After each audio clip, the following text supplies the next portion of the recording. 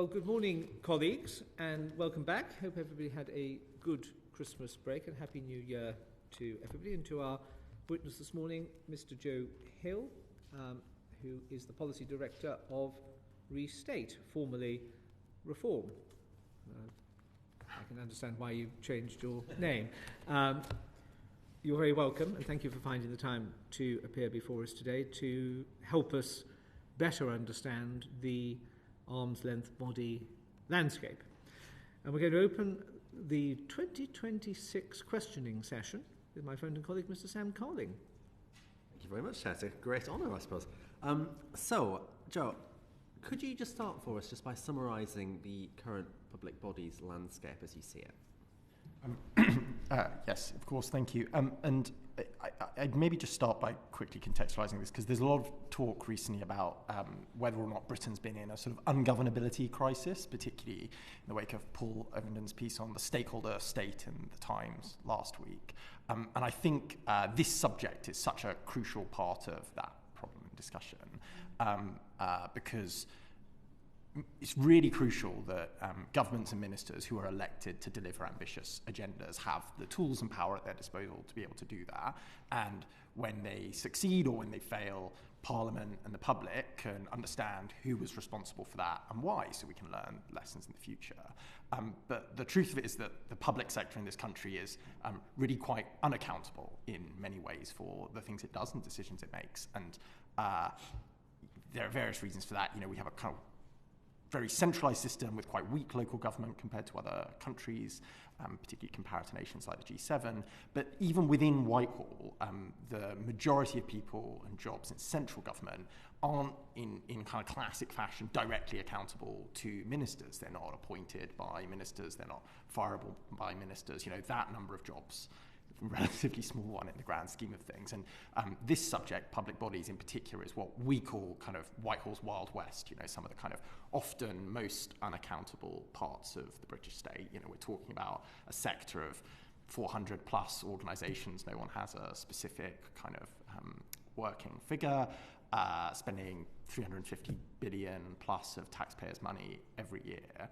And plenty of things kind of work well and go right in that sector every single day, otherwise we've been in a much bigger crisis than we're currently in. But often, very big, high-profile failures happen in this part of the public sector. And when they do, we find that questions about exactly who was responsible for that and why are often kind of blurry and grey. There's not a clear answer. And ultimately, the answer is that, you know, the buck does stop with ministers. Parliament's sovereign. Ministers ultimately have the power to exercise their agenda, and we don't have a constitutional settlement which has kind of competing centres of power in this country. Many public bodies are set up to be, in some sense, a sort of check and a balance on executive power, but ultimately they do that at the pleasure of the House and of legislation that is set out by parliamentarians. And so this question of how you reform public bodies in the public sector is really crucial. It's like a very varied landscape within that, right? You know, you've got things all the way from soon to be not on the list, but NHS England at the kind of top of the range, 14,000 staff, 150 billion of public spending a year, down to kind of the low pay commission, which is like about 8 full-time members of staff and public spending of about £1 million a year. You know, and everything in between. This is a kind of, this is a sort of sector, and we should think of it that way. And the key question for the government, for yourselves in this hearing, I believe, is how do we steward that sector most effectively? What should be in it, what shouldn't be in it, and what should be more directly accountable to ministers, or what should not exist at all? How do we create the kind of dynamics and levers to make that work? Well, thank you. That's really helpful. And I think some of the issues you touched on there around the accountability is very much something we've found from some of the inquiries we've done, particularly on the ONS and otherwise. And you touched on this as well. We know there's around 300 arm's-length bodies, but there are broader classification issues, as your written evidence goes into, around but how many overall public bodies are there under all the different kind of umbrellas and names. What's your best assessment of that? I think that the way the landscape is classified is a sort of accident of history, and what goes into that kind of arm's length body bucket of bits of the public sector and public bodies which are kind of more deserving of government attention and scrutiny, and what doesn't, really is to do with like a lot of historic classifications, to do with how those were set up and why, which were done, you know, over in many cases decades under many different pieces of legislation.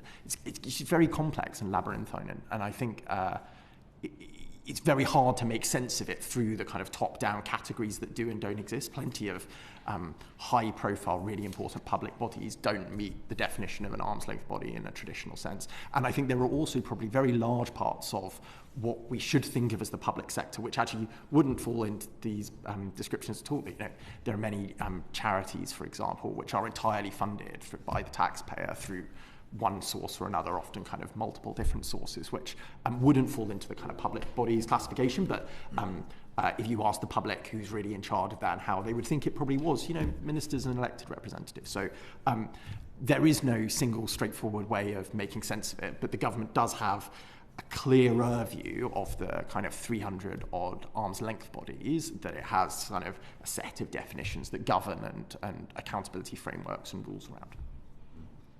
Do we know enough then about the public bodies that we have? And if we don't, how do we improve that? Should the Cabinet Office be, for example, collecting and publishing information around all public bodies, despite some of the issues you just touched on, rather than just ALBs? Yes, I think it should be. I think it should be doing a fuller, more comprehensive review of the whole public body landscape. Of course, I think maybe come on to this, but at the same time, the government does have an agenda of reviewing and reforming the arm's length body landscape, which it has a better understanding of, which I think is going slowly, and we're not seeing much progress on. And, you know, there probably are some trade-offs here about do you focus on delivering your existing commitments to the arm's length bodies that you do understand and have a bit better mapped, or do you embark on a broader exercise to map all of the wider public bodies, which may delay delivery of that exercise? And, you know, on balance, if it becomes one and not the other, I think delivering on their existing commitments around arm's length bodies is likely to be a more valuable exercise. Thank you. Thank you, Sam. You talked about sort of accountability of ministers, and I think constituents, when they write to us on a particular issue, expect a minister to have control and discretion over a particular policy area, and often get very miffed when they get passed over to somebody that they've never heard of, working for an organisation they didn't know existed. The Prime Minister at a recent meeting of the Liaison Committee just before Christmas recess referred to this sort of thicket that had been created over many decades, which effectively inhibits ministers from delivering their agendas directly. I suppose two questions arise in my mind from that. The first is, do you have any sympathy with the suggestion that ALBs were sort of set up and have continued to be set up in order to provide a protective cloak for ministers to avoid them taking difficult and or contentious decisions? And do you have any sympathy with the second thesis, that Westminster and Whitehall is not particularly good at training ministers as to how to take a decision, how to call for evidence, and how to sort of stick to that decision, such as the reliance on ALBs to do such a lot of the public policy work? I think I probably have sympathy with both of those suggestions. To take them in order, I should preface this by saying there are very good, legitimate reasons to want some public bodies to be independent of ministers to varying extents. If you take the kind of existing three tests that the government uses to assess whether something should be a public body, along with the general presumption against it unless it's a kind of last resort. There's one which is whether it requires kind of technical or expert advice, one of which is should decisions the public body makes be seen to be taken kind of separately to ministers, and one of which is should it be independent enough to provide credibility around kind of facts and figures and independent evidence. I would say the first of those. Why can't ministers do that? With an army of civil servants to advise them, the ability to call upon expert and informed opinion for a sort of task and finish approach. So it depends on a set of choices. I would say the first of those tests in particular, the kind of technical expertise one, doesn't, to us, meet the bar of something which should be a reason and excuse for making something a public body. And actually, historically, I think that's been stretched quite broadly beyond what kind of technical expertise and advice might mean, to mean kind of any specialist in domain knowledge and information. Actually, there are plenty of examples in the state. If you take the then AI Safety Institute, now AI Security Institute, this was set up not as a separate public body, but has deep domain expertise and shows you can incubate that in a ministerial department. So I think that would not be a good reason, but it's definitely the case, back to your question, that these have been set up for often very political reasons, which are slightly detached from actually what the best outcome for the public, for the delivery of services is. I would say you were kind of getting it. Does it provide some level of cover and for decision making and separation from ministers, so they don't have to kind of worry about those and can say, well, I wasn't involved, it's someone else. That's absolutely one reason it's done, and I think there are plenty others. I think it's also the establishment of bodies is often used as a kind of signal that the government is doing something on a tricky area where they don't actually quite know. They want to show an interim step. They say, we will set up an independent football regulator, for example, before having a clear view of actually what will that regulate and how will it regulate it. There are probably plenty of others, but definitely yes to the first question. These are set up often to provide some level of kind of cover to ministers, and I don't think that's sufficient. To your example earlier, I don't think that actually matters at the ballot box. But there are still to those other two tests a couple of good reasons why you would want public bodies to be independent, for the establishment of kind of facts and figures. In the case of the OBR, for example, to give credibility to markets that figures are being developed by professionals and people don't have their fingers on the scales. The Regulatory Policy Committee might be another example of it. Can my personal thinking on the OBR waxes and wanes, but notwithstanding the independence of the Bank of England, a close relationship between Treasury and a central bank is demonstrably a beneficial thing. The Treasury has thousands of very clever people who look at all sorts of things on a daily basis, and we have things like the UK Statistics Authority and everything else. Doesn't it just sort of hollow out the expertise of the centre to say we need a nursemaid like the OBR to provide some form of imprimatur? Yes, I think it probably also provides a lot of benefits in that imprimatur, and there is a trade-off there about what you're willing to, how much expertise you're willing to kind of slightly outsource. I do think, and maybe this is to build on your question, and I do want to come back to your second question, Chair, but often the creation of public bodies has become an excuse for departments not to retain the right kind of expertise themselves to hold those public bodies to account for the delivery of their functions.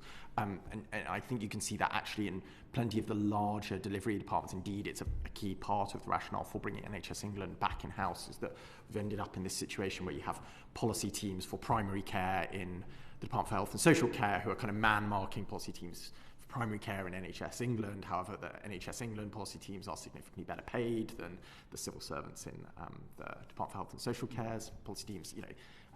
There are plenty of examples of that, which is a problem. To your second question, I think that Whitehall probably could do a bit of a better job at not just trying to kind of smooth over a lot of the edges and cracks in terms of difficult advice, decisions and trade-offs for ministers, and actually presenting those very frankly to them. I think there are a huge number of ways the policy-making process has gone wrong because people don't want to have difficult discussions about challenging trade-offs in areas where it's a bit zero-sum, everyone can't get what they want. I know from experience as a former civil servant, people have a tendency to say, well, can we just find a form of words which helps us get around this and paper over the cracks. It is tricky to consistently use Whitehall to kind of make up for some of the training and challenges you might have with new ministers, particularly when churn in ministerial appointments is quite high, and so you're quite likely quickly training people up and then having them retake often decisions which were taken quite recently by their predecessor. That seems to me a more substantial point, but is a difficult one for Whitehall to really address.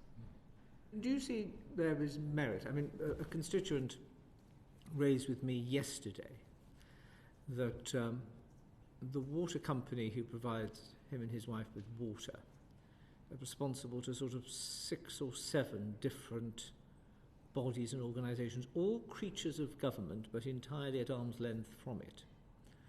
And one will often have a different type of agenda to the other, whether it's what the fees are or the environmental outputs are, etc.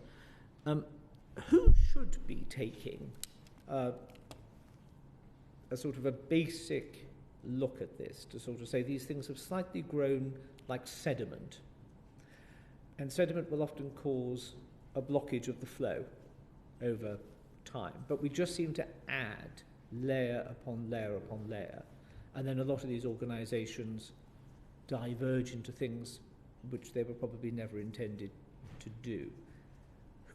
Is this a number 10? Is it Cabinet Office? Is it Parliament? Who should be doing that sort of check and balance of, do we still need it? What is the rationale for creating it? So I think if a government were to take your thesis and this agenda very seriously, then they would need a real kind of drive and energy and central approach to solving the problem, which I would say the current Cabinet Office-led approach is not characterised by. The current approach, building on previous waves of the kind of review process, again, we might get into it later, is one which is really driven by the ministerial departments that sponsor these organisations in part, and the Cabinet Office sees itself and talks about in its written evidence to this committee, kind of facilitating that process, but not actually being a kind of agent of it, a driver of it, or a decision maker. I think the problem is that accretion has happened on the watch of ministerial departments. It's a kind of collective action problem or a tragedy of the commons. It's very easy for people to layer another duty on a particular regulator, to give the regulator a slight nudge to go and look at something, or for a regulator to go and do that themselves. And the same would be true of public bodies which aren't regulators. It's quite hard for them to actively say, we're not going to do that anymore, we don't want to do that, we've told a load of stakeholders we're doing this in the past, but no longer, and to roll back. So over time you do create a ratchet effect, and the only way you break a ratchet effect like that is through really targeted, driven, systemic programs driven by someone in the centre. I think the question about Cabinet Office number 10, the answer to that is a bit agnostic depending on how you architect those departments. I would say those bits of government don't work very well under their kind of current setup and arrangement, and generally you want a more powerful, more structured centre, which doesn't currently exist. So it's a bit, I want something else more powerful there at the centre of government, be that a department, the Prime Minister or something, with the ambit to drive this. Thank you, that's very helpful. Mr. Carling. Okay, so you flagged inconsistency as well in the ways that ALBs are established, with those performing similar functions, often having different status, sort of classification, often different governance arrangements as well. Would you say that's mostly a legacy problem, or is it still happening with new public bodies? I would say it's both a legacy problem and still happening with new public bodies. The decisions about what is set up as an executive agency, a non-departmental public body, or a non-ministerial department seem to be really, really quite inconsistent based on guidance which is pretty vague from the Cabinet Office, but also is kind of inconsistent and vague to the point that I'm not really sure these distinctions matter that much anymore. Like, I don't think that what the government does based on those distinctions, they seem to take independent regulators, for example. You can find independent regulators which are constituted as any one of those 3 organisations with no clear justification for it. The new kind of 17-odd public bodies that the government plans to set up or kind of merge and create from previous ones, similarly are kind of a spread of those. And I don't think there's a consistent approach that we've recommended in our paper, taking a more consistent approach based on, what kind of relationship do we want, as government, want to have in actually how we work day to day with these public bodies, and that being the key crux of it. Regulators, inspectorates, advisory bodies, delivery agencies. These are the different kinds of relationships, and something which looks like an executive agency, a non-departmental public body, a non-ministerial department, to constituents, but also, frankly, to experts like us, is very confusing, and I don't think is helpful. Sure. And I guess the follow-on question from that then becomes, this guidance is vague, but the Cabinet Office and the Treasury can both veto the establishment, essentially, of new ALBs, right? So why then is there still so much inconsistency? And are there any other safeguards that could be put in place that are more effective than what we've got right now? So in research for a paper we published last year called Quangocracy, which is referred to in our written evidence, we spoke to several senior officials, none of whom could name a public body which had been vetoed and used those powers. Now, I'm sure one exists in the historic sense of it. I'm sure there are also plenty of ideas which were kind of pre-vetoed based on a quiet word and didn't quite reach that point. But generally, when policy proposals reach the kind of right round process in government, there's enough kind of steam behind them. It's quite hard, even for powerful departments like the Treasury, to exercise some of their vetoes. They do still, but often it involves watering down what that public body will do rather than an explicit veto. But I think an unwillingness to use these kind of veto powers does get to the heart of this. The current guidance and tests are based on the idea that public bodies will be set up as a last resort. I think in recognition of some of the themes we've talked about, that these are easier to set up than they are to close down. And so if you accept that premise, you should have a general bias against their creation, because you're kind of trying to counteract the bias in the system. That's just not applied. It's difficult to see. I mean, the appointment of many heads of public bodies, or some heads of public bodies, is contingent on pre-appointment hearings with select committees and parliamentary assent, royal assent, various different models. You can add more layers into it, and certainly if you were to try and standardise the statutory footing for public bodies, one of the things you might want to look at is whether the establishment of all public bodies should require parliamentary consent in a separate way to the use of an act of parliament to establish it, because I think we would say that in some cases the use of primary legislation to establish public bodies poses an additional constraint on closing them down and bringing them back in-house in the future, just because parliamentary time is short and oversubscribed. That's a useful couple of ideas to think through. You've commented as well in some of the evidence we've seen on there being a shortage of resource in the Cabinet Office in the teams which examine ALBs. And I put a similar query to a senior civil servant at the committee's last session, and the response was essentially that they feel that the Cabinet Office is able to do what it needs to right now, because most of the work really needs to be done in the departments. What's your response to that?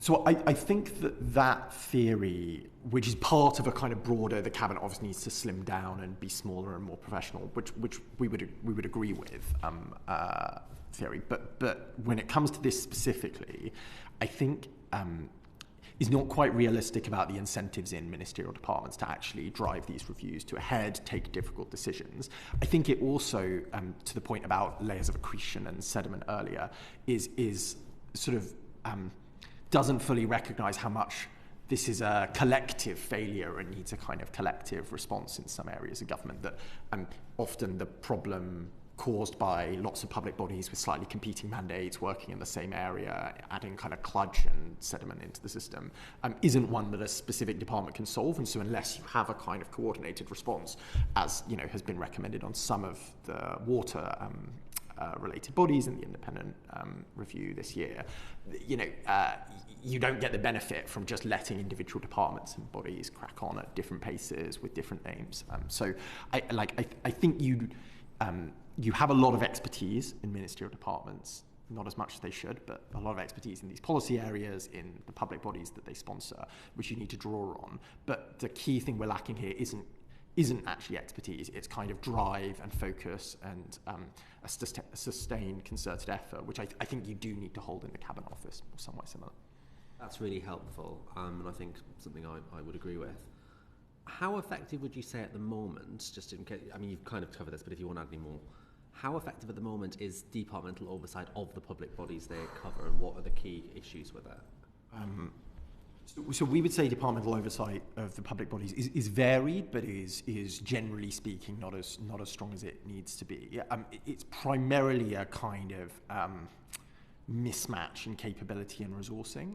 Once you have sort of outsourced too much expertise and decision making to public bodies, you find that ministerial departments lack a lot of the kind of depth of expertise and knowledge to be able to actually understand where they're going wrong, what they're doing, and hold them to account for any challenges, and also to bring them back in-house. You've effectively created a powerful stakeholder group for the continuation of existence and ways of working of that public body. And so I think that you need to find some other way of building that expertise in Whitehall alongside closing things down, bringing public bodies back in-house, which isn't there. I mean, we talk in our paper about how we kind of estimate, based on incomplete Freedom of Information request data, that there are about 250 civil servants across Whitehall who work on sponsoring these bodies directly. And, this is a sector of thousands of people. From similar FOIs, we think there are about 5,000 officials who work in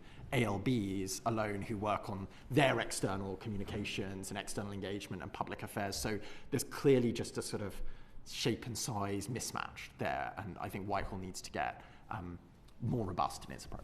250, that would be less than the number of ALBs, right? So you'd have less than one person sponsoring each. Yes. That's a problem. Right, okay. Do you think there's enough clarity around the respective roles of departments and ALBs? And do departments really know what sponsorship should look like and kind of all the functions that they should be carrying out? Yes, on paper, but I think often no in practice.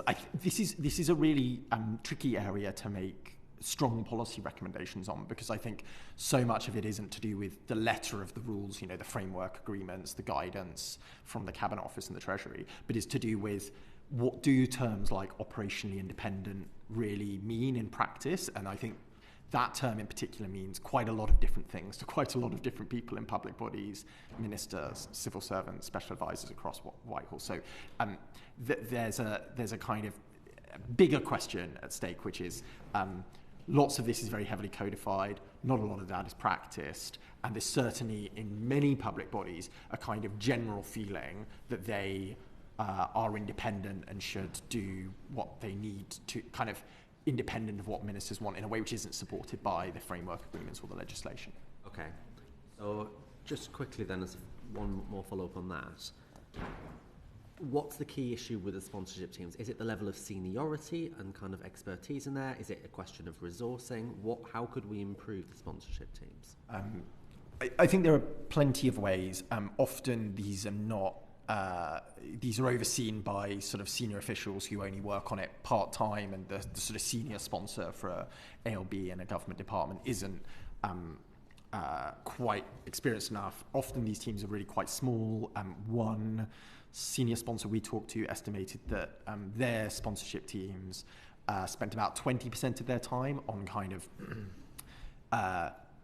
applying the guidance around arm's length bodies and tailored reviews to the ALBs that they sponsor, and about 80% of their time on the public appointments to lead these ALBs. Now, the public appointment process and ministers appointing good figures to lead these and sit on their boards is a key way that they oversee that. So it's not a binary distinction of kind of 80% of the time spent on something else, which is entirely useless. But that balance does feel off, and I think that one of the useful things the Cabinet Office should do is take a really good hard look at what centrally it's expecting and how it can rationalise that down to the most important things to see that actually gets done, rather than a long list which will kind of partially be done to varying extents in different guises. Is there a need for some more kind of clear definition essentially on things like what operationally independent means and some of the other terms that we're seeing?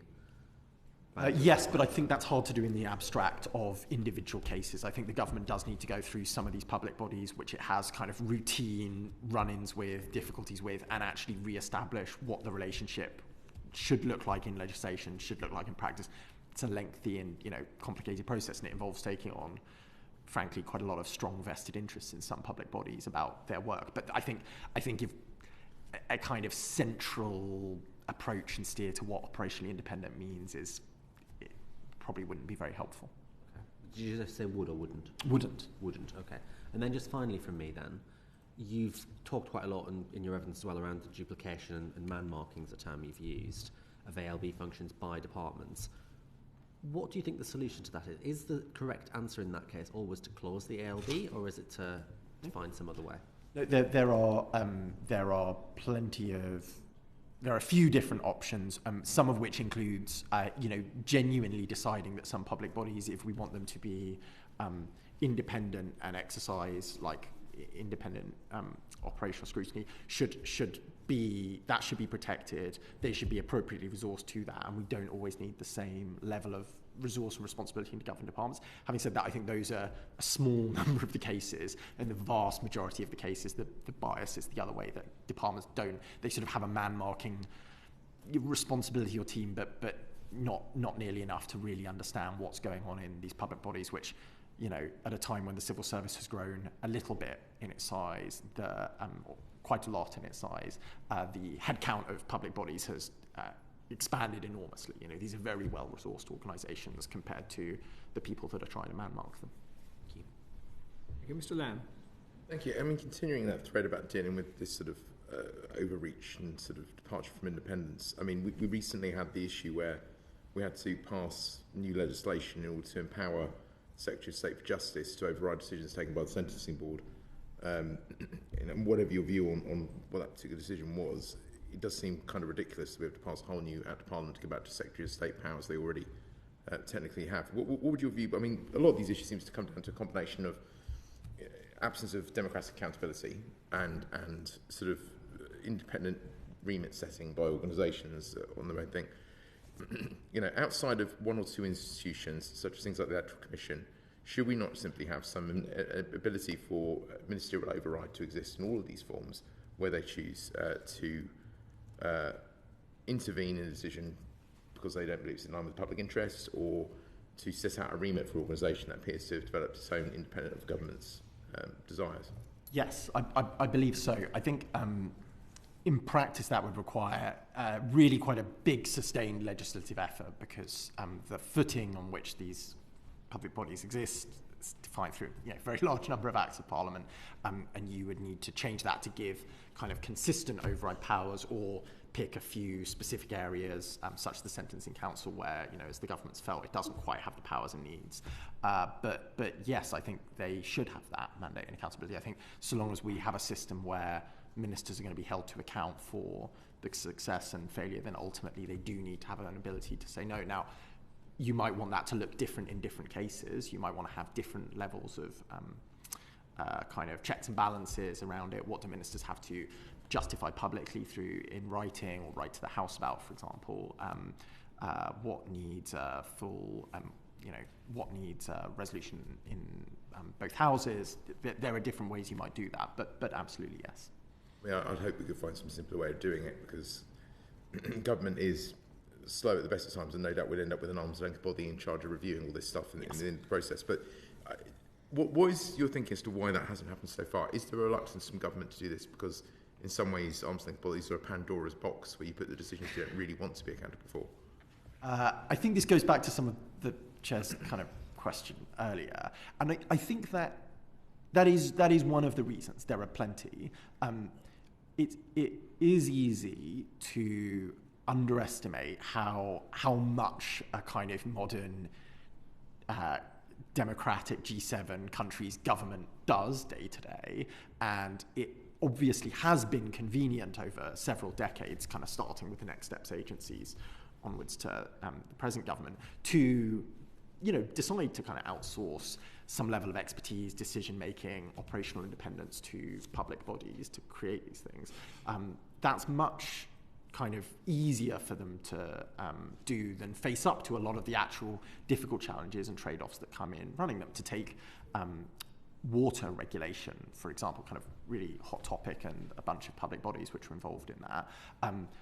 There are some really difficult trade-offs involved in repairing water infrastructure around how much cost you pass on to consumers, how much in bills, how much cost you cover through taxes, and how much, as seems to have been the case for a long time, the sectors say, we'll just keep bills low, let's not focus on repair and infrastructure, and then you kind of reap the challenges of that, as we have in the water sector. These are really political decisions, and it's often convenient to ministers to get someone else to be involved in making them, but ultimately the buck does stop with them and comes back to them. So I think there's an element of gun shyness about it, which, you know, once you've pushed all of this out, kind of when you bring it all back in, God knows what you might find in some of them.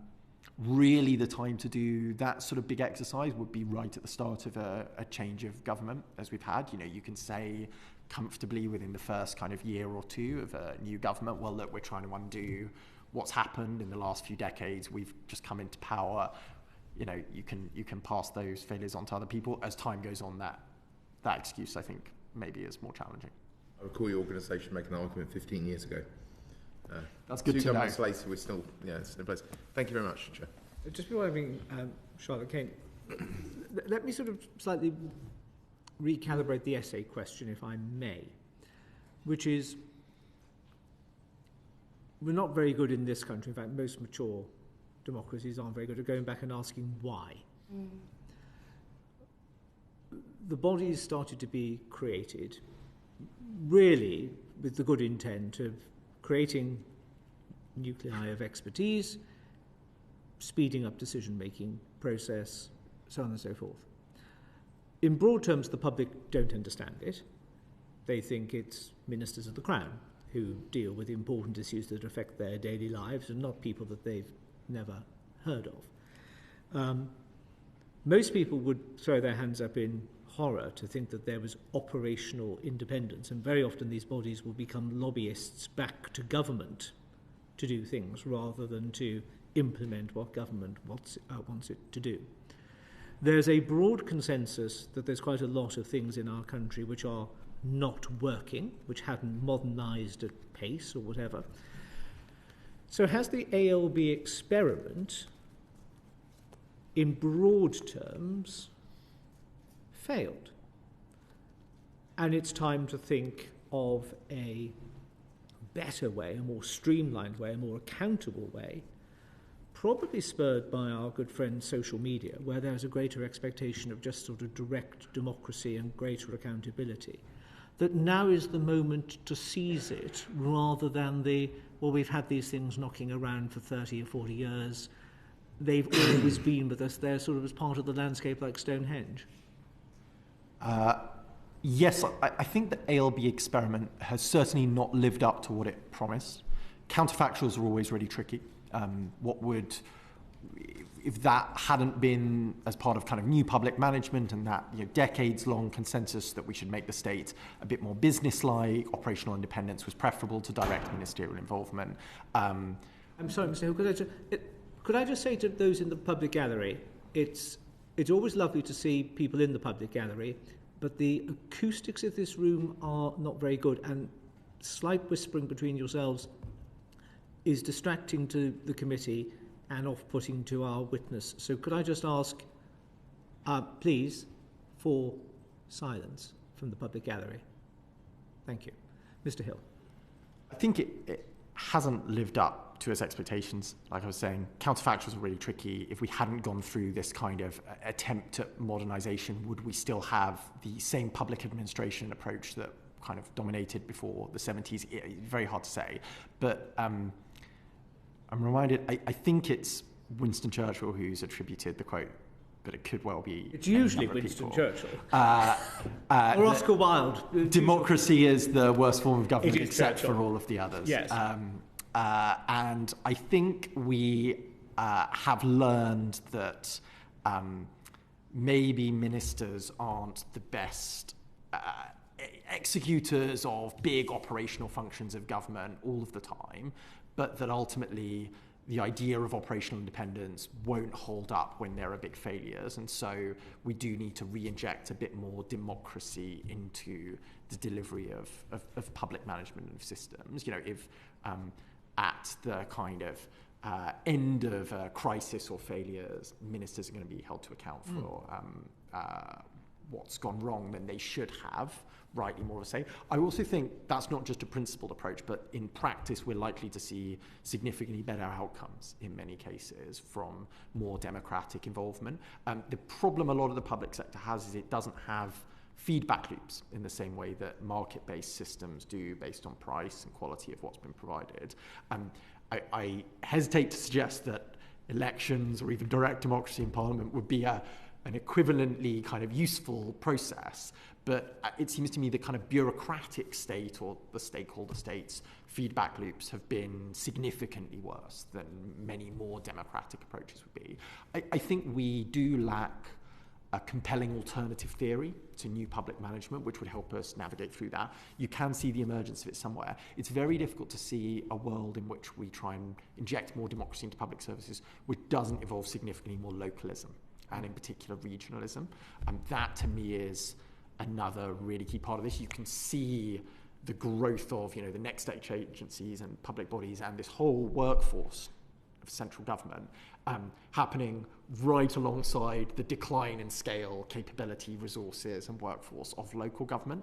And I think that was a mistake. There were clearly big challenges in the 70s in how local government worked and was operating, but we have gone too far, and we need a different approach. I think that's a strong point. So maybe the impetus for combined authorities, metro mayors, etc., and increases in devolution provide absolutely the right time to do a fundamental root and branch review, that being the sort of another hook upon which it could hang.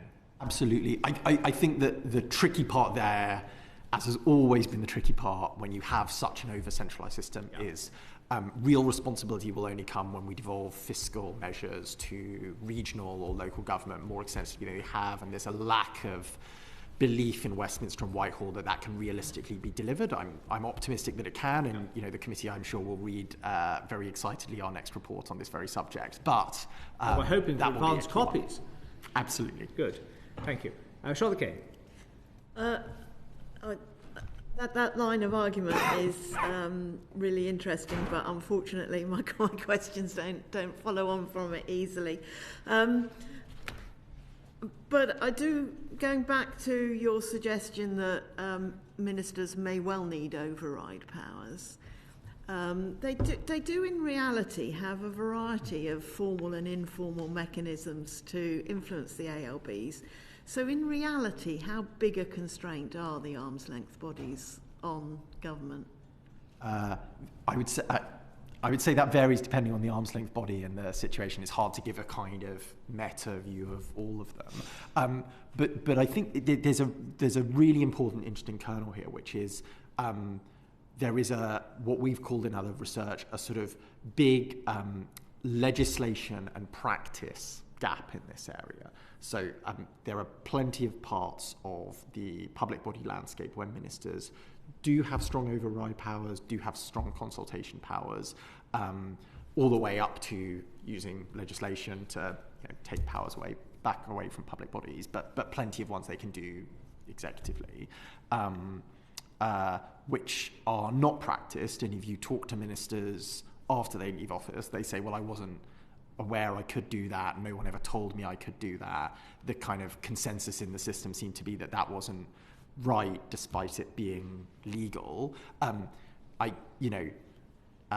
think there will probably be some examples where that was a convenient excuse for ministers having left office and realised that they probably should have done some things they didn't do. Hindsight is 20/20. But I do think that we have created a lot of powers that ministers sort of almost culturally can't or won't exercise.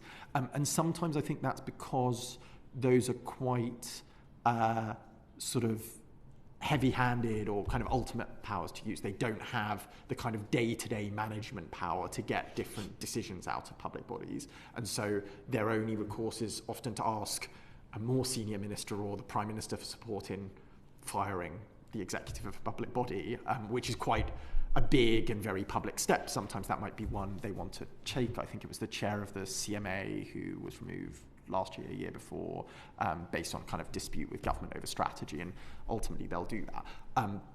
They do have that power, but that requires a level of willingness of kind of to go to the mattresses and say we care about this enough to take that kind of ultimate decision. And otherwise, I think we need some more kind of proportionate levers of control over what public bodies do.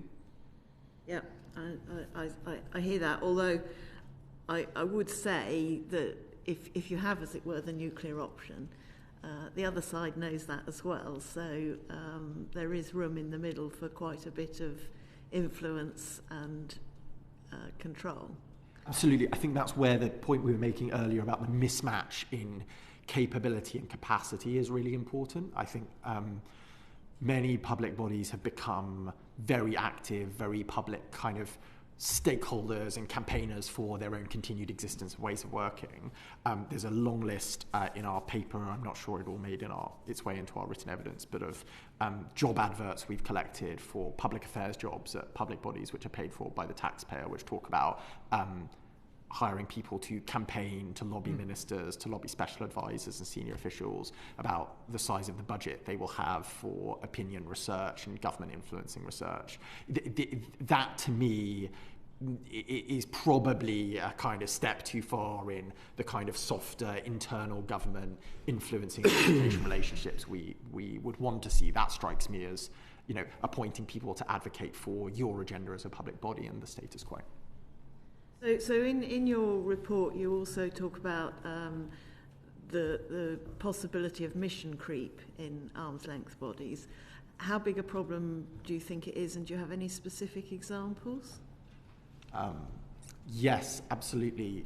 We think it's a big problem. I would say in defence of public bodies, this is a big problem of lots of government and the state, and not just of public bodies. We published an essay last year on something which we call everythingism, which is a sort of theory of how bits of the state kind of keep tacking on small adjustments to their policy and work in a way which in the micro sense is, very small and kind of easy to justify, but in the collective sense represents significant accretion, and kind of some of the functions we talked about earlier. But it's definitely the case. I mean, broadly, you can see this in the proliferation and numbers of strategic steers that most of the sectoral regulators have had over the past decades. This is quite well captured in the independent review of water. Some of it's also talked about in John Fingleton's Nuclear Regulatory Task Force's final report. I won't try and recall exact specifics for you, but there's a kind of there's pretty strong evidence to show that over time the number of things that public bodies want to be responsible for or are made responsible for by government. Government can itself do kind of mission creep by adding more and more missions, really only trends upwards, because again, it's easy to say, we'll ask them to look at, cost of living is the key important thing, so most regulators should also look at cost of living. I think it's interesting that the government, as part of pursuing its growth agenda and regulatory reforms, has asked all regulators to have a growth duty, which is, we would be supportive of regulators taking decisions for more and more growth. But my experience talking to regulators is the way they're approaching their growth duties often is as a kind of mission creep of, let's just do another PDF and publish that online about all the good things we do for growth. And so I think there are a few different areas where we see this kind of mission creep, but it's clear that there is some. It's not uniform. It's more apparent in some ways than others. And you would definitely want the missions of public bodies to change over time as policy priorities change. I think the two important questions are, is that being driven by the government itself, or is it often driven by a bit of activism from some of the public bodies? And secondly, is it just an ever expanding remit of what its mission is, or are there actually some strategic choices about we're no longer going to do X so we can pursue Y? I think in both of those cases, not quite the case. And do you think that mission creep has a risk of going into being outright politicisation? Yes, definitely. I think that maybe the biggest risk is in slightly more subtle politicisation. It kind of everything is political in quite a strong sense. And it's interesting, if I think back to when I was an official, and what we would have used as examples of kind of what good operational independence is and good key policy decisions that ministers should take are, one of the examples we said was, ministers won't want to be involved or be the right people to lead big, statistical collections and oversight of data collection and publication. And as this committee's noted, one of the things that has been a challenge, particularly with the Office of National Statistics, has been how that operational independence in practice has been applied to where its resourcing is targeted at the kind of creation of new statistical measures and maybe the neglect of some actually really fundamental ones. And that would strike me as something which feels really clear operational independence, but when it goes wrong, feels really political. And so some of these choices about where to focus public time and public money are by their nature very political, particularly when they are sort of zero-sum and they imply a trade-off, that they imply we're going to do more of X, we're probably going to do less of Y, but we're only going to talk about more of X and not the less. Thank you very much. Thank you. Michelle Welsh. Hi. There have been quite a few reviews around public bodies. Some of those tailored reviews, some of those tyrannical reviews. It'd be interesting to know what effect you think any of these reviews have actually had on the public bodies landscape. And one of the reasons that I asked that question again is, and this is a question for you, is why haven't more been closed as a result of them? So there is a general feeling that some aren't meeting the needs and the purpose, especially of what they were originally put there to do. So if these reviews are taking place, what actually is the effectiveness of these reviews? I think I agree that reviews have not been a consistently useful approach and measure for evaluating the kind of condition of public bodies and whether they should continue to exist and how. Equally, it's difficult to imagine a process for doing that consistently across the whole of the public body landscape, which doesn't involve some level of standardization about what the process is and how it's executed. I think where the reviews have failed has been when they are done because it's the kind of your time has come round and it's your turn to review one of your public bodies, and the department, the public body, the cabinet office, the treasury, everyone in the ministers involved are just kind of going through the motions of it. Because although the process is very clear on paper in the guidance around the process, around the review process, that the conclusions of these meant to be taken very seriously. The reality is that closing a public body, merging it, bringing it back in-house, or other big strategic decisions about its ambit are big, very political decisions that would require ministers to do quite a lot of work building kind of a consensus among some of their colleagues, being willing to advocate publicly for the result. And the process is quite a kind of bureaucratic, officials-led one, which in reality focuses a lot on, are public bodies complying with their duties under managing public money, for example, and other core bits of guidance. And so that a process like that can produce lots of helpful official recommendations, often some of which are not particularly implemented or used. But the kind of big decisions you're talking about around should we close some more of these public bodies, I think need a longer political lead-in and a clearer desire from ministers to say, well, we think we know which the blockers are, as the government has talked about, the liaison committee, the speech back in March last year from the Prime Minister. And we have our own theory of that, so we're kind of, whether it's through the review process or outside of that, driving that to its natural conclusion, as they have done with NHS England. I mean, it's going to be a lengthy process, no doubt, to bring it back in-house, but there's a kind of theory there and a practice of it which wasn't born out of a particular tailored review or the current review process. They just had identified a problem and wanted to do it. I think it's very hard, absent that, for a quite official-led review which is going through the motions to come out with something that big. Can I just go back to the NHS England element with that, because you've mentioned it a couple of times. With regards to the NHS England, then, there are other public bodies that surround that. We've got the Care Quality Commission, we've got the National Medical Council, all of which have been heavily criticised recently. The NMC as well, heavily criticised. There is an ongoing argument that they all are linked with regards to NHS England. Are reviews more effective when we pull everything together, for example, health? Does that make sense? Yes. Because we've done NHS England, and we've a big sweeping decision about NHS England, but around that are other public bodies where a lot of people feel, I'm not saying this is correct, but a lot of people feel that they aren't doing necessarily what they were set out to do in the first place, because they are essentially scrutinising themselves. Does getting rid of NHS England, dismantling it, actually resolve a problem if we don't look at those other public bodies that feed into it? Great question. I think this comes down to the tricky question of prioritisation and trade-offs. Like, if we think the Cabinet Office is currently constructed, even in a kind of more ideal state with significantly more resourcing, probably can't do everything all at once. Where should it focus its attention?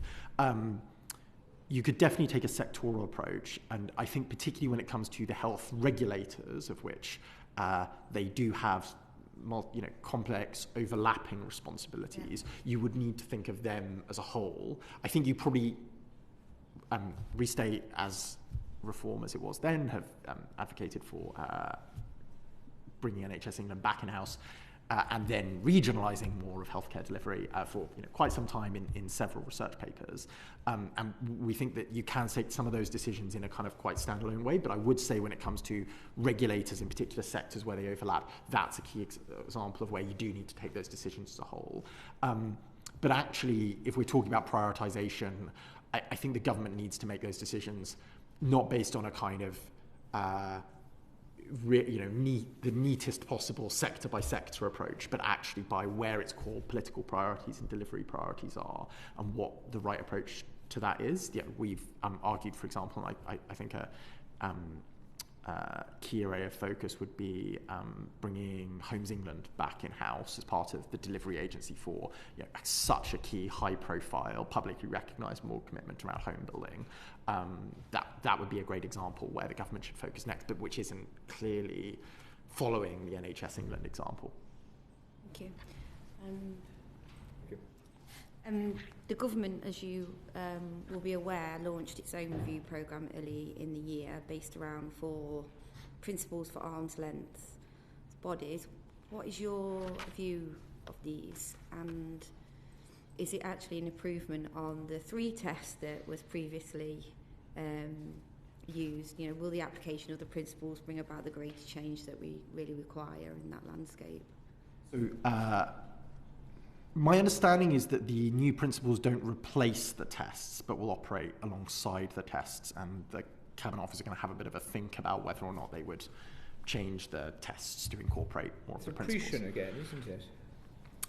Yes, I think that the tests, as we've already discussed, and I won't labour the point, themselves probably were too broad, and actually by simplifying the tests and saying that the kind of technical function test is no longer a useful test for whether something should be an arm's length body, that would be the single most helpful way of kind of limiting the scope and making this exercise easier.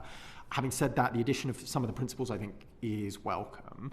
I would particularly enjoy and support the principle that stakeholder engagement is no longer a sole rationale for the creation of a public body, because as far as I can see, that's been the rationale for the creation of a very large number of public bodies and the continued creation of many more under this government. But I think until we actually are willing to reduce the number of tests and codify some of these principles as kind of anti-tests or things that they have to prove they're definitely not doing before creating a public body, the process probably won't change that much. I think alongside that, obviously, you have in their review program, you have the tests and the principles and then the actual practice of it.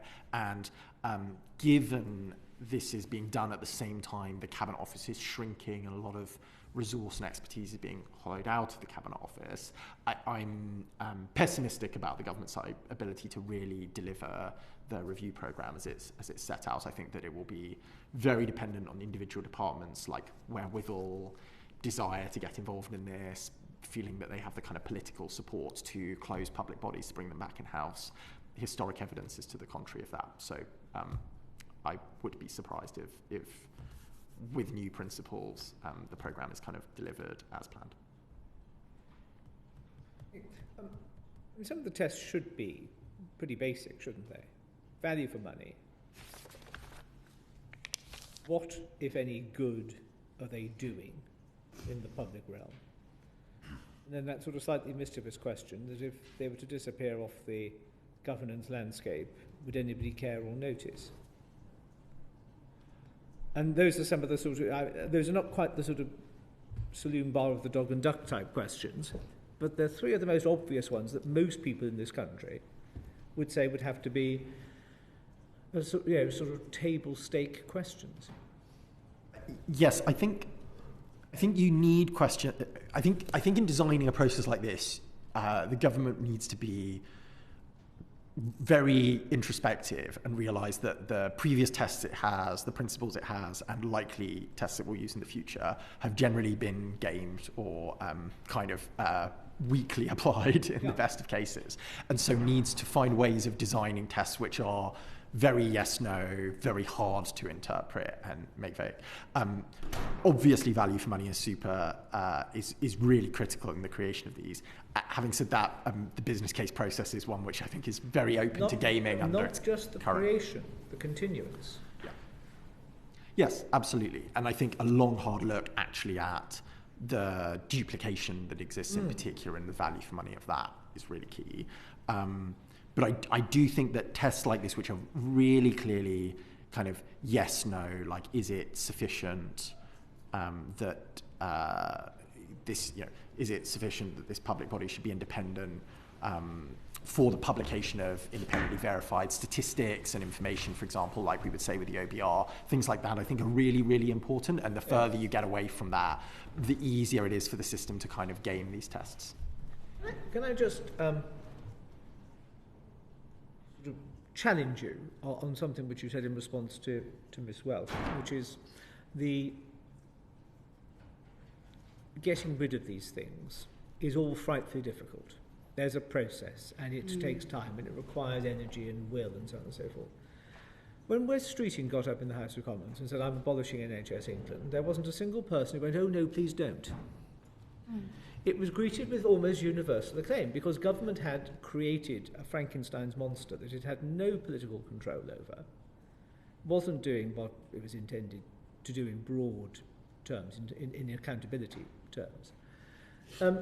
People said, okay, look, not an arm's length body, but people said, oh, look, HS2 has gone too far, forgive the pun, down the track.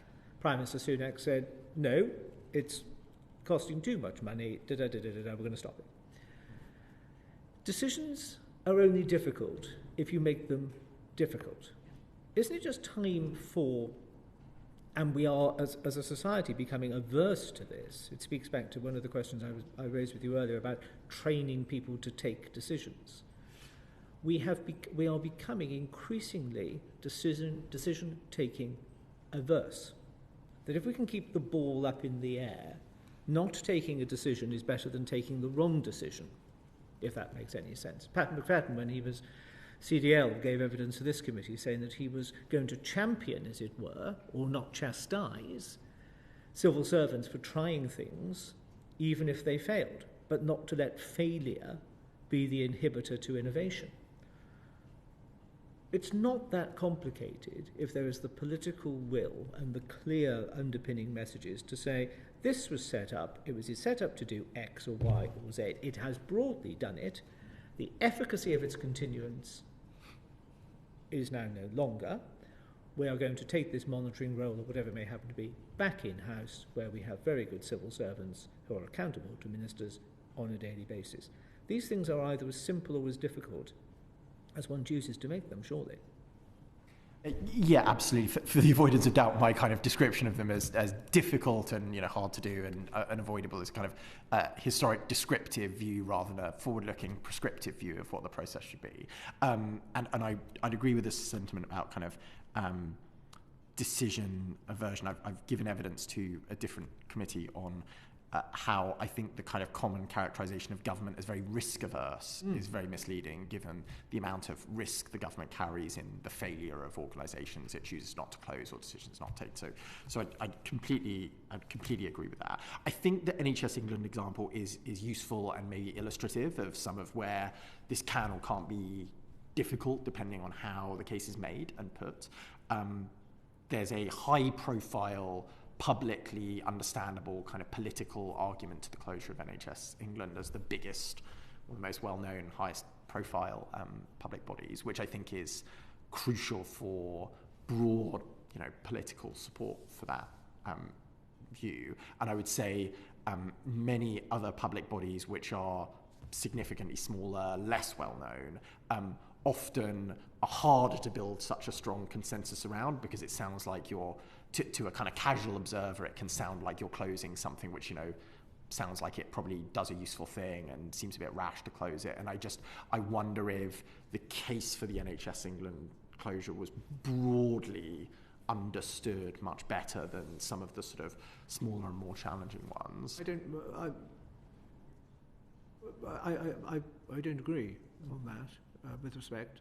I think most, I was just to laugh, if a sort of government PPS resigned in a state of high dudgeon, I would often sort of quip that somebody you've never heard of has resigned from a job you didn't know existed. An organisation that you've never heard of has been abolished, but the job it was doing has been taken back into ministerial control and civil service delivery. People would probably go, and? In the main, but they're not. Absolutely. I think where it is more challenging is often not around the actual kind of taking and public communication of the decision and the sort of challenging internal governance, clearance, prioritise, ministers coming to work and saying the thing we're going to spend time on today and for the foreseeable future is how we do this, rather than announcing our new strategy on X or something. I think that's often where these initiatives fall apart, rather than at the dispatch box in the House, in the newspapers, and kind of. Government should be able to walk and chew gum. It can do two things at the same time. No, certainly. I think that there are lots of public bodies that they should close and bring back in-house, and it doesn't have to be the kind of main focus of all of government, indefinitely. But I think that the closure of them has been difficult and challenging for kind of, structural reasons in government to do with what the incentives are for officials and for ministers, and we shouldn't underestimate how, tricky it sometimes is to push through those. Colleague, I think it might have been Mr. Carlin mentioned the Treasury. Yeah. Do you think if Treasury made clear to each and every sponsoring department, if you can provide a clear rationale to abolish Body X, the money that Body X cost to run will be reallocated back to your department rather than accrued as a saving to the Treasury, that might actually act when budgets are under pressure as an energising incentive. Definitely, yes. I mean, it's been a few years since I was an official at the Treasury, but generally the process you're describing is the default in how public budgets work anyway, and the Treasury would have to take a kind of active decision to recoup savings to the Exchequer rather than leave them with a department.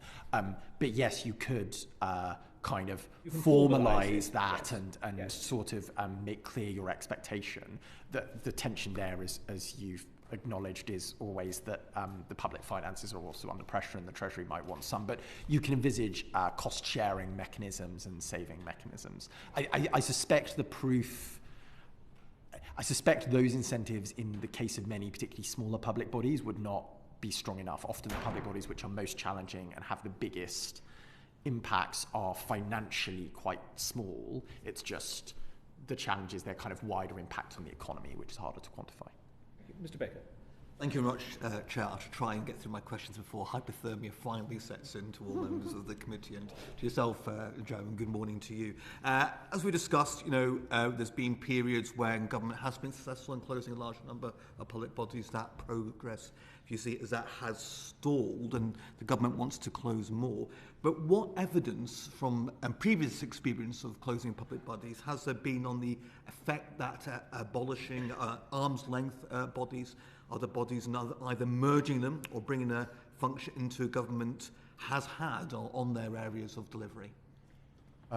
So this is a difficult one to establish objectively, because quite often, if we think about UK Border Agency or Job Centre Plus, for example, the big decisions to bring the delivery of those functions back in-house to ministerial departments coincides with other big policy changes about the immigration system or welfare system, injections of additional funding, significant ministerial and political scrutiny. It's hard to disentangle how much just the kind of in-housing of some decisions has had on performance. But I would say broadly, the previous kind of rounds of bringing public bodies back in post have been driven by a sense that things were operationally independent but operationally underperforming. Ministers needed to have more kind of day-to-day control to deliver their agenda.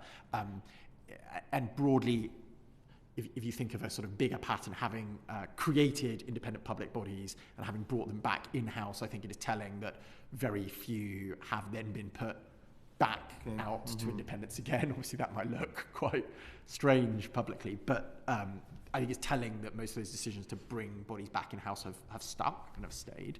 And I think that is an indicator, certainly, of how ministers and officials feel performance has improved. I think it's quite telling that organisations like the Passport Office, for example, which have had very challenging histories, particularly with backlogs, now in many cases are a real exemplar of customer service delivery in government and really high performance. So very, very hard to tell because of kind of countervailing forces at work, but broadly positive. It's interesting to hear that the experience has been broadly positive, although there's perhaps more work needs to be done in establishing some of the definite outcomes of those experiences. But because arm's length bodies often have, relatively narrow and specialist functions, they can have considerable expertise. I think people appreciate the fact that often they have very clear remits. Is there a risk that that's lost, that kind of area of expertise and focus, if the functions return to the department, if it's more difficult to attract expert staff to those areas? I think that is a risk. And so many of the challenges that government has are about talent and skills and deep sector expertise. And so it's a challenge the government should think quite seriously about. On balance, I think it's less of a challenge than people think it is, for a few reasons. One, I think you can build deeply expert, capable workforces in government if the government is willing to flex often civil service pay and terms and conditions in ways that it hasn't always historically, but certainly I talked about the example of the AI Security Institute earlier. I think that's a powerful example of one. There are others. I'd also say that I think a lot of the benefits of that approach are kind of presentational or brand-based rather than deep capability-based. And the rationale for that would be that if you look at how the workforces of many public bodies have grown and what that growth has looked like, it broadly has been growth which has drawn on the same sources that civil service workforce has grown. Growth has drawn on, like the civil service. The careers of many more people who work in regulators, in particular, are careers which have been built in the civil service beforehand in other areas of policy. And so I would dispute sometimes that these things may look very expert and focused, but in the case of many of them, as independent reports into, for example, the Care Quality Commission would suggest, they aren't. And I think we there's a presentational benefit, often to having a thing with a name on it. You can recreate that in government, again, like the AI Security Institute, and the talent kind of workforce mix isn't a given. And finally, Joe, attention typically focuses on arm's length bodies rather than the wider public bodies landscape. We'd like to see more attention given to public bodies, and if so, what should that focus be? So I think I touched on this in a previous question. I'm sorry, I can't remember which member's question it was, and so I won't labour the point too much. But I think there's considerable delivery risk, financial risk, and probably kind of value for money and efficiency risk in lots of the wider public body landscape as well. There are trade-offs to be made about how the government focuses its time and effort. You know, it has a existing public body review programme underway, particularly quite focused on ALBs, which I'm not confident they will kind of successfully deliver and resource. And on balance, I would like to see that delivered and driven to a conclusion rather than another kind of step back. Let's do a 5-year strategy. Let's map everything, by the time of which is probably out of date. Thank you very much. Could be worse. We could have a royal commission. No. Have you finished, Mr. Baker? That's entirely, yes. Well, thank you, colleagues. I understand that there's a morgue that is possibly a wee bit warmer than this room that we might have our meeting in next week. Mr. Hill, you've been a superstar to sit here in what are, thank you. with heaters blowing out cold air, but we're grateful for your insight and observations on that. That will be very, very useful and valuable as our inquiry moves forward. Thank you. Order.